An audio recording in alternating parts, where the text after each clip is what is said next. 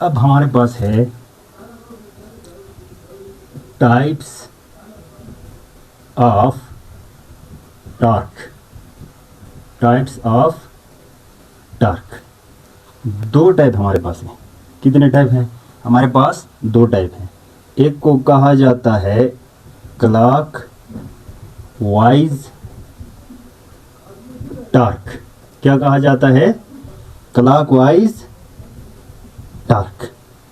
Clock wise torque क्या होता है? What is clock wise torque? आपके सामने रूम में दीवार पे क्लॉक पड़ी हुई है, इसको देखो वो कहाँ से कहाँ मोशन कर रही है। अगर उसकी हैंडल राइट टू लेफ्ट ए से मोशन कर रही है, देखें ए से मोशन कर रही है, तो उसे कहते हैं क्लॉक वाइज। और इसके अपोजिट कर रही है तो उसे कहा जाता है anti clock wise. Clock wise torque किसे कहते हैं? रोटेशन इन क्लॉक वाइज डायरेक्शन। रोटेशन इन क्लॉक वाइज डायरेक्शन। अच्छा, दूसरा हमारे पास क्या है? एक बात इसमें नोट करने वाली ये है ना, it is taken negative. It is taken negative. क्यों? By convention. बाय कन्वेंशन मतलब ये है कि इसको बस लिया गया है, ये जानबूझ करके कहा गया है कि क्लॉकवाइज टॉर्क को हम क्या लेंगे? नेगेटिव। क्लॉकवाइज टॉर्क को हम क्या लेंगे? नेगेटिव लेंगे। ये पॉइंट याद रखना है। दूसरी बात बात करते हैं इसमें ना, एक बात इसमें और है जिसमें ये पूछा जाता है कि डायरेक्शन बताएं। डायरेक्शन बताएं। तो इधर देखिए मेरे पास ये एक पॉइंट है, यहाँ से यहाँ ये मेरे पास ए पॉइंट है और यहाँ से यहाँ उसका मूवमेंट आर्म है। क्या है? Movement arm. आप इस पर क्या लगा रहे हैं? ए से फोर्स लगा रहे हैं। तो ए से फोर्स लगाएंगे तो ए से रोटेट होगी कि नहीं होगी? ए से रोटेट होगी। जब फोर्स लगाएंगे तो ए से रोटेट होगी। ये क्लॉकवाइज नहीं होगा, ये क्लॉकवाइज नहीं होगा। तो क्लॉकवाइज कैसे रोटेट करना है ज़रा देखें। ये जब मैं फोर्स को ए से लगा के इसको क्या करूँगा? ए से रोटेट करूँगा ना, ए से रोटेट करूँगा तो मुझे एक बात बताइए, ये क्लॉकवाइज टॉर्क होगी कि नहीं होगी? ए से रोटेट करने को कहते हैं क्लॉकवाइज। ए से रोटेट करने को क्या कहा जाता है?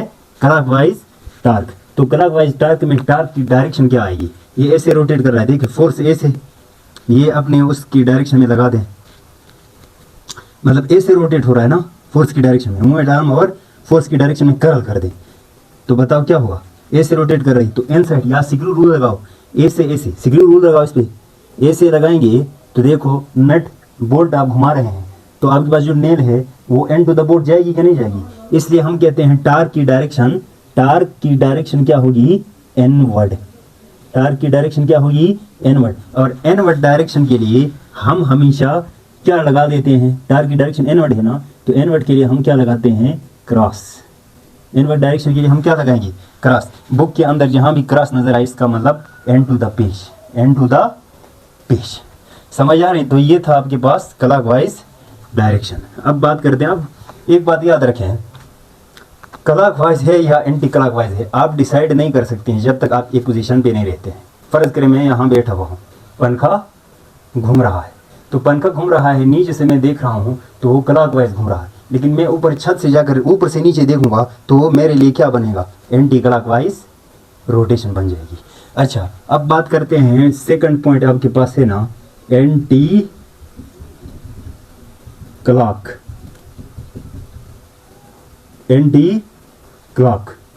Wise torque. Anti clockwise torque rotation opposite to clock, rotation opposite to clockwise direction। जब क्लॉकवाइज डायरेक्शन से रोटेशन क्या हो? अपोजिट हो, तो उसे कहा जाता है एंटी क्लॉकवाइज डायरेक्शन। और इसमें मैं बात लिखूंगा ना, it is taken as positive by convention convention. ये छोटी छोटी बातें याद रखना है। अब मैं बात करता हूँ इसमें डायरेक्शन। इसमें किसकी बात कर रहा हूँ? डायरेक्शन की बात कर रहा हूँ। ज़रा इसमें डायरेक्शन देखें। मैंने कहा वहीं मेरे पास सर्कल है, यहाँ से यहाँ मूवमेंट आर्म है, यहाँ से यहाँ क्या है? मूवमेंट आर्म है। अच्छा, ये मैं क्या लगा रहा हूँ? फोर्स लगा रहा हूँ। तो बताओ ये पूरा व्हील कैसे घूमेगा? ये पूरा व्हील कैसे घूमेगा? ए से घूमेगा कि नहीं घूमेगा? ए से घूमने को कहते हैं एंटी क्लॉक वाइज टार्क। तो बताओ ये ए से घूमना स्टार्ट कर देगा, ये ए से घूमना स्टार्ट कर देगा। तो बताओ एंटी क्लॉक वाइज टार्क है, तो टार्क की डायरेक्शन आपने बताना है। टार्क की डायरेक्शन क्या आएगी? अपना राइट हैंड खोलें, अपना राइट हैंड खोलें, नहीं सॉरी, डायरेक्शन, हाँ सही है।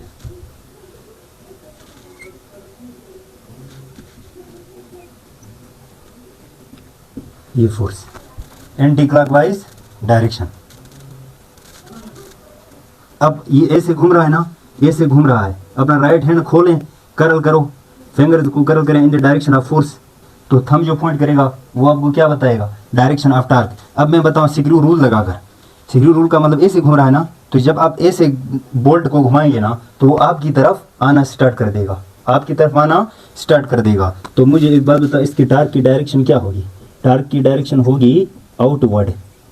अब आउटवर्ड के लिए सिंबल क्या है? सिंबल क्या है? डॉट लगाएंगे बुक के ऊपर। जब भी डॉट नजर आए तो आपको out of the page, out of the page. तो ये आपके पास दो टाइप थे, clockwise torque and anti clockwise torque. अब इनके ऊपर एक प्रिंसिपल बना है, उनके ऊपर बना है एक प्रिंसिपल, वो मैं आपको बताऊं। उनके ऊपर क्या बना है? एक प्रिंसिपल बना है, उनके ऊपर एक प्रिंसिपल बना है।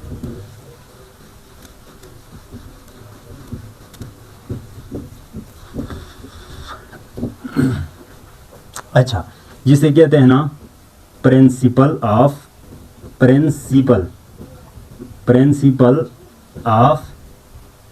Movement.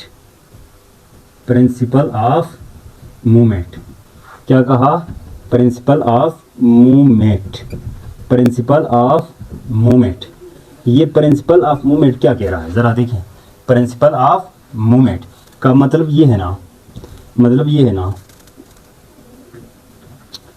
Vector sum of clockwise torque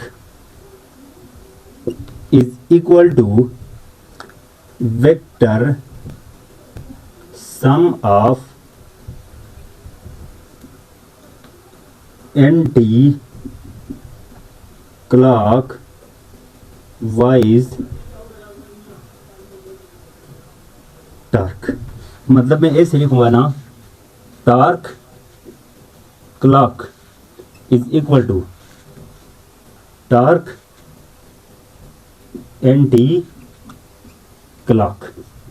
this is called principle of movement. और याद रखो, जब भी प्रिंसिपल ऑफ मूवमेंट लगता है ना, clockwise torque anti clockwise torque के मैग्नीट्यूड के बराबर आती है, और उससे हम कहते हैं बैलेंसिंग। क्या कहते हैं? बैलेंसिंग। बैलेंसिंग का मतलब ना नीचे आएगा ना ऊपर जाएगा। कैसे? जरा देखिए, इधर देखिए, मैं एग्जांपल दूं आपको। मेरे पास एक शीशा है, एक बाड़ी मैंने यहाँ रख लिया, एक बाड़ी मैंने यहाँ रख लिया। यहाँ 2 मीटर फासले पर है और यहाँ से भी 2 मीटर फासले पर है।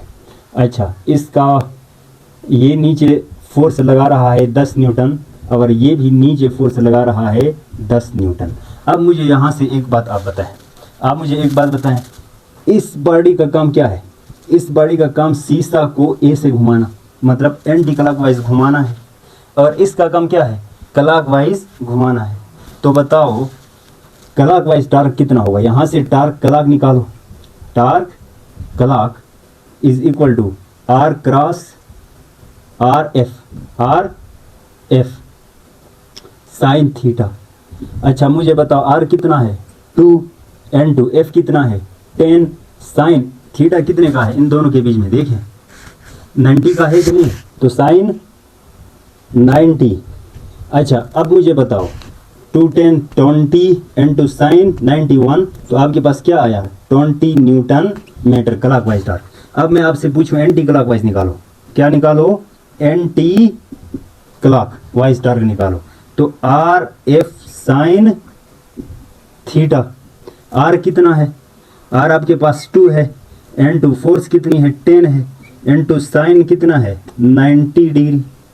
तो बताओ 2 10 20 इनटू साइन 91, तो आपके पास क्या आता है 20 न्यूटन मीटर। तो बताओ क्लॉकवाइज टार्क कितनी है 20, ये कितनी है 20। अब इस सूरत में जब दोनों बराबर है ना, तो इसका मतलब न शीशा नीचे आएगा और न शीशा ऊपर जाएगा, एक ही जगह पे रुक जाएगी। और इस प्रश्न का नाम रखा है बैलेंसिंग, इस प्रश्न का नाम क्या रखा है बैलेंसिंग। समझ आ रही है ना। अब मैं आपको कुछ टार्क का, ये हमारा लास्ट लेक्चर था टार्क के बारे में। अब मैं आपको एक दो क्वेश्चन बताऊँ रेक्टेंगुलर कंपोनेंट के बारे में। हो सकता है एग्जाम में ऐसे पॉइंट दिया जाए या कहीं टेस्ट के अंदर, तो मैं आपको थोड़ा वो चीज़ें बताऊँ। फ़र्ज़ करें मेरे पास पहला क्वेश्चन है ना, पहला मेरा क्वेश्चन है, मैं कह रहा हूँ force is equal to 40 newton और R is equal to 10 newton, तो टार्क क्या होगा। ये तो सिंपल बात है, ये तो हर बच्चा भी कर सकता है। आर एफ, अच्छा थीटा, थीटा नहीं दिया है ना, अच्छा theta is equal to 90 degree, तो टार्क बताओ। अच्छा थीटा जब 90 होता है तो टार्क मैक्सिमम आता है ना, और मैक्सिमम वैल्यू आर एफ होता था, लेकिन फिर मैं बता लेता हूँ ज़रा देख। साइन थीटा, आर कितना है, आर डायरेक्ट बताएं 10 इंटू एफ कितना है 40 इंटू साइन 90, साइन 90, तो ये कितने होगा 400 इंटू 1, तो आएगा 400 न्यूटन मीटर। ये आपके पास क्या आ रहा है टार्क का मैग्नीट्यूड आ रहा है। लेकिन एक क्वेश्चन अगर मैं आपको इस तरह का दूँ ना, मैं कहूँगा R is equal to 2i plus 3j, 2i के प्लस 3j के, और f is equal to i के प्लस j के, तो आप मुझे बताओ टार्क कितना होगा। तो अब सुने, मैंने आपको कहानी सुनाया था, टार्क का फार्मूला क्या है, torque is equal to R cross F. अब क्रॉस मल्टीप्लिकेशन अगर रेक्टेंगुलर फॉर्म में दिया हो तो पहले आर एफ निकालेंगे ना, तो आर क्रॉस एफ निकालो, टार्क ही आएगा। दो लाइनें ड्रा करना था, याद है आपको। अच्छा मैं कैसे ड्रा करूँ ज़रा देखो, आई केप, जे केप एंड के केप। अच्छा आई के नीचे सारे आई के वैल्यू लगा दो, 2 इसका 2 मैग्नीट्यूड इसका 1, 2 ओवर 1। अच्छा जे के नीचे देखो 3 ओवर 1, के नहीं है ना, के नहीं है तो दोनों के सामने क्या लगा दो 0 लगा दो। अब सुने पहला ये वाला रो लेना है, ये क्या करना है, ये वाला मेरा क्रॉस प्रोडक्ट वीडियो आखिर में ये देखना है, मैंने यहाँ पर सारे हल करके दिए हैं आपको। अच्छा अब सुने आई केप की, अगर आई केप लेना हो तो इस सीरीज को भूल जाओ, ये दो सीरीज पीछे वाले दो सीरीज को मल्टीप्लाई करो, 3 0 3 0 3 0 0। अच्छा 1 0 माइनस 1 0 0, इसका काम चला गया। अब ये की तरफ आ जाओ, प्लस ये केप। अब ये की लाइन को छोड़ो, बाकी दो आपस में मल्टीप्लाई करो, तो 2 0 0 माइनस, अच्छा 1 0 0 प्लस आखिर में कौन आता है के वाला। अब के वाली लाइन को छोड़ दो, के वाली लाइन छोड़ दो, ये दो आपस में लगाओ, 3 एकान 3, 3 एकान 3, यहाँ पहले इससे लगा दो ना, 2 एकान 2 माइनस 3 एकान 3, तो आपके पास क्या आएगा ज़रा देखो, ये 0 से 0 मल्टीप्लाई करो, ख़त्म, ये भी 0, ये भी 0, प्लस 2 से 3 निकालो, मतलब -1, क्या आएगा -1 के केप, यहाँ से निकालो तो आपके पास क्या आएगा -k केप। ये आपके पास क्या आएगा टार्क का मैग्नीट्यूड। तो इसी क्वेश्चन को आपने याद रख लेना। अच्छा हमारे पास है movement of couple, movement of couple. अब मूवमेंट ऑफ कपल क्या होता है, पहले मैं आपको कपल समझा दूं। क्या समझा दूं कि ये कपल क्या होता है, what is couple. Couple mean 2, तो क्या 2, कपल मीन 2, 2 का मतलब क्या है, 2 का मतलब क्या है पेयर, पेयर को कपल कहते हैं। 2 का मतलब पेयर, पेयर को क्या कहा जाता है कपल। अब सुनिए कपल मैं समझा दूं, चंद पॉइंट याद रखो। 2 forces two forces of same magnitude, two forces of same magnitude, दो फोर्सेस हो जिनका मैग्नीट्यूड क्या हो, जिनका मैग्नीट्यूड क्या हो, सेम हो। अगर एक 10 न्यूटन की है, एक अगर 10 न्यूटन की है तो दूसरी भी क्या हो, 10 न्यूटन की हो। इसलिए मैंने कहा दो फोर्सेस हो जिनका मैग्नीट्यूड क्या हो, सेम हो, मैग्नीट्यूड क्या हो, सेम हो। दूसरी बात, acting on the same body, acting on the same body, और दोनों फोर्स एक ही बॉडी पे लगना लाजमी है। कैसे, जरा देखो, ये मेरे पास एक रोटेटिंग एक व्हील है, स्टीयरिंग है। अच्छा, मैंने एफ इधर से लगाया, एक एफ इधर लगाया, तो बताओ दो फोर्स आई कि नहीं आए? ये क्या है, एक फोर्स ही, एक फोर्स ही, एक ही व्हील पे लग रही है, एक ही बॉडी पे लगना लाजमी है। अच्छा, अब मुझे बताओ, two force of same magnitude acting on the same body, two forces are an opposite direction, जिनका डायरेक्शन क्या हो, अपोजिट हो। Two forces are an opposite direction, मतलब एक ऊपर है तो एक नीचे, एक आगे है तो एक पीछे है, एक ऊपर एक नीचे, एक आगे तो एक पीछे आ रही है, ठीक है। अच्छा, two forces have different line of action, different line of action, two forces have different line of action। मैंने क्या कहा, चार बातें इसके बारे में याद रखें, कपल के बारे में। Two force of same magnitude, दो फोर्स हो, मैग्नीट्यूड क्या हो, सेम हो, एक ही बॉडी पर acting on the same body, एक ही बॉडी पर लगे। Two force are in opposite direction, उनकी डायरेक्शन क्या हो, बिल्कुल अपोजिट हो। Two force have different line of action, line of action का मतलब जरा देखें, लाइन ऑफ एक्शन जरा इधर देखें। मैंने कहा ये मेरे पास एक व्हील है, 5 न्यूटन मैंने नीचे लगाया, 5 न्यूटन मैंने ए से लगाया, 5 न्यूटन नीचे लगाया, 5 न्यूटन ए से लगाया। दो फोर्स है कि नहीं, यस। अच्छा, सेम मैग्नीट्यूड है ना, यस। अपोजिट डायरेक्शन है ना, यस। अपोजिट डायरेक्शन है ना, यस। बॉडी एक ही है ना, यस। अब देखो लाइन ऑफ एक्शन, इसका लाइन ऑफ एक्शन देखो इधर आ रहा है और इसका लाइन ऑफ एक्शन उधर जा रहा है, लिहाजा डिफरेंट लाइन ऑफ एक्शन आ रहे हैं। और ए से दो फोर्स को मिला के एक नाम देते हैं कपल। क्या नाम दिया गया है, कपल। ए से दो फोर्स को क्या कहा जाता है, कपल। अब जरा इधर देखें, क्या ये कपल होगा, मुझे बताएं।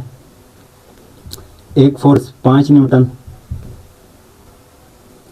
एक फोर्स 5 न्यूटन, ये कपल होगा नहीं। अब कहो इसकी डायरेक्शन अलग अलग है। अब मुझे एक बात और बताएं, एक बात और मुझे बताएं, क्या ये कपल होगा 5 न्यूटन, 5 न्यूटन। अच्छा, दो forces, yes. Opposite direction, yes. Same body, yes. लेकिन फिर भी उनका लाइन ऑफ एक्शन सेम आ रहा है, और जब लाइन ऑफ एक्शन सेम आएगा तो ये आपके पास कपल नहीं होगा। ये बात नोट करने वाली थी। अच्छा, फिर बात करते हैं ना रिजल्टेंट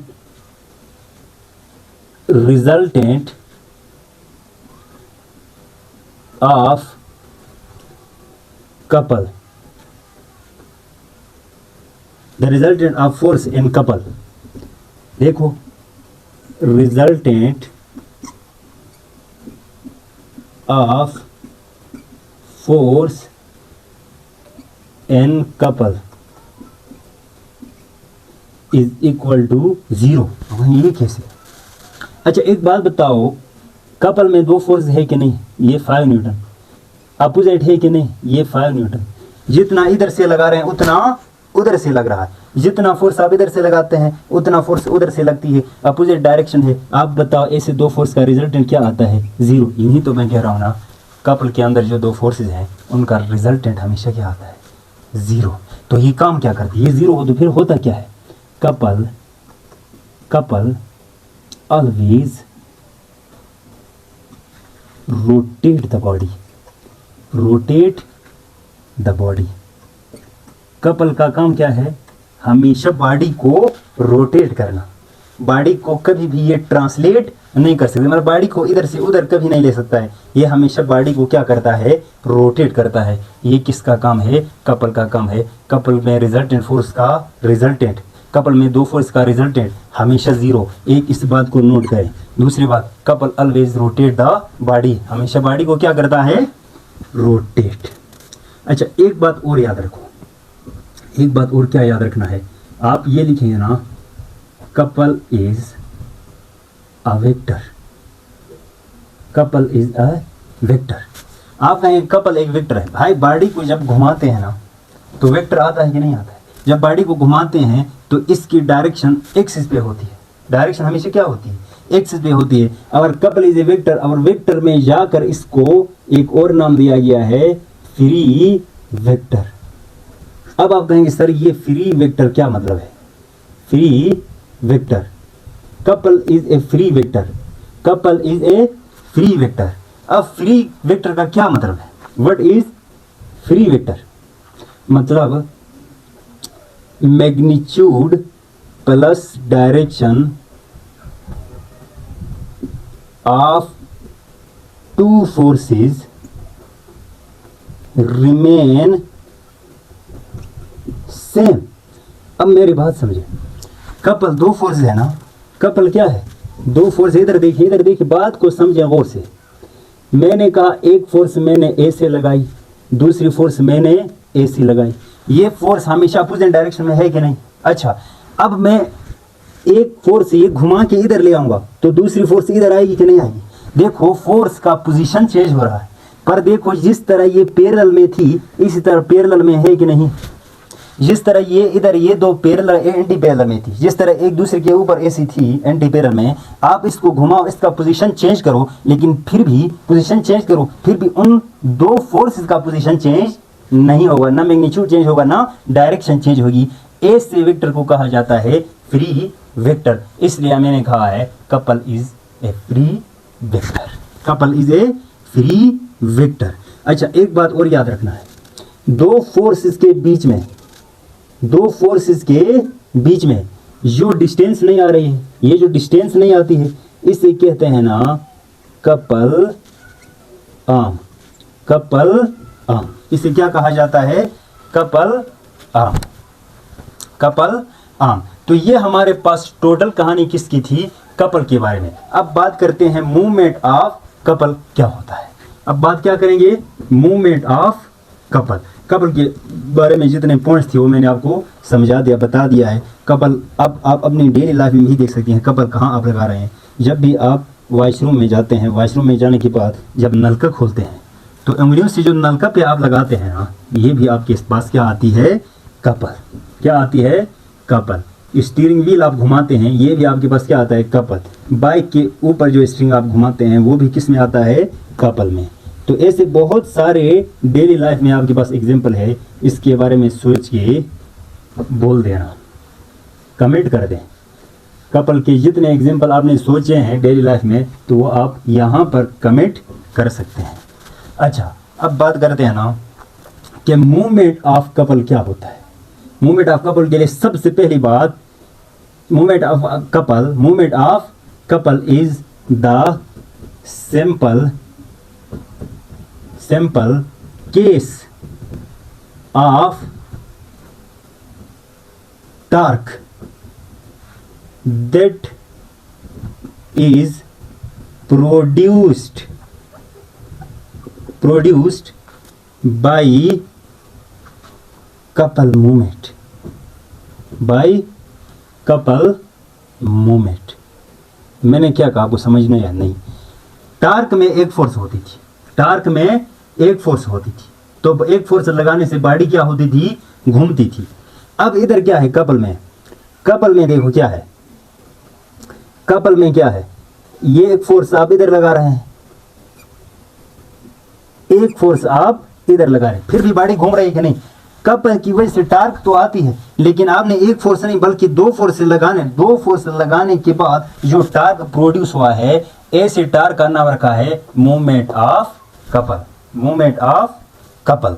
मतलब मैं यहाँ से ये कह सकता हूँ ना, यहाँ से मैं ये कह सकता हूँ in torque in torque single force is exerted, single force is exerted। और मैं क्या कहूं, देखो in couple movement,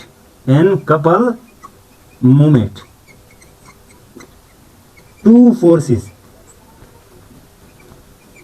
are exerted। कितनी फोर्सेस लगती है, 2 फोर्सेस लगती है, कहां पर, कपल मूवमेंट के अंदर। ये डिफरेंस है, बाकी सारा कुछ सेम है। यूनिट देखें, डायमेंशन देखें, डायरेक्शन देखें, सब कुछ कपल मूवमेंट ऑफ कपल या कपल मूवमेंट कहो या एंड टॉर्क, दोनों का सारी कहानी दोनों की सेम है।